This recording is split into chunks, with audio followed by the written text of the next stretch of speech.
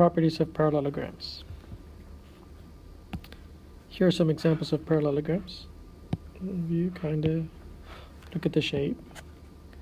One thing to remember that they are quadrilaterals, and just the logo right there.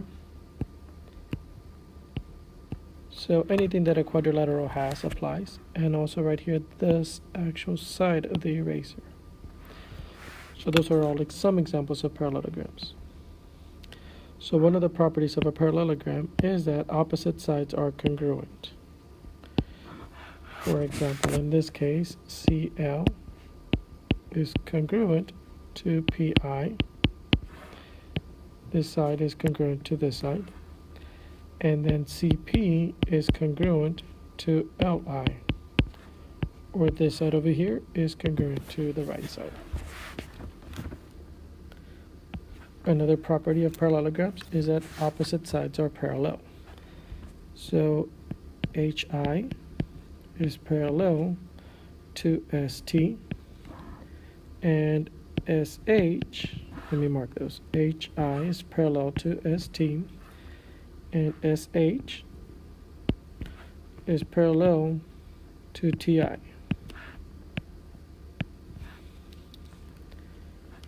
So opposite sides are parallel. Another property is that, let me make sure I didn't skip one, okay, is that opposite angles are congruent. So in this case, we're going to say that angle A is congruent to angle C, and angle B is congruent to angle D. And how do you determine if things are opposites? Usually they would be across from each other. And the diagonals bisect each other. So a diagonal goes from one corner to the opposite corner. And so I'm going to draw both because it says diagonals.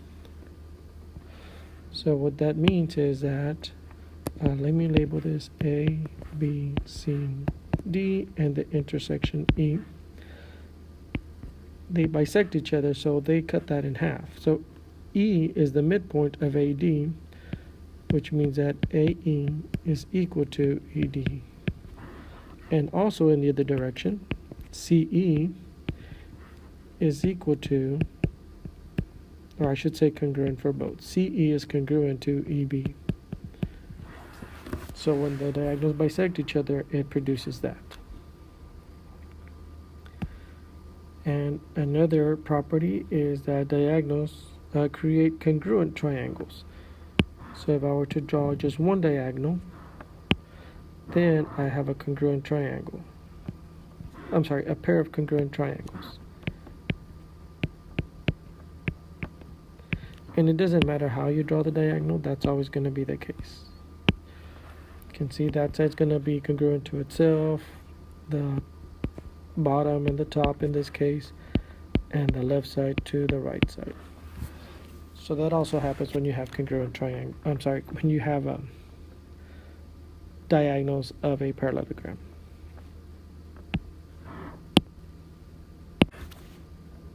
And going back over the parallel part, why is it important to know that these are parallel?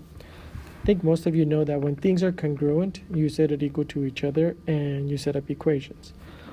But being parallel, remember, then we have parallel lines that are cut by a transversal. So that means that this angle up here, let me change the color for you, and this angle down here, so angle B and angle C are supplementary, which means then that if we add them, that's going to give me a 180. So that happens actually all around this parallelogram. Opposite angles are congruent, so A is the same as C, and D is the same as B. So I could also look at angle D plus angle C, and that's going to be 180. Those are also supplementary. Same thing on the left side right here, measure of angle A plus the measure of angle D equals 180. And also at the very top, the measure of angle A plus the measure of angle B equals 180. So because those opposite sides are parallel, in this case both pairs, it creates a situation for us. So it gives us another tool to help us solve a problem. Okay. Make sure you know these properties because these are the ones that allow you to set up equations.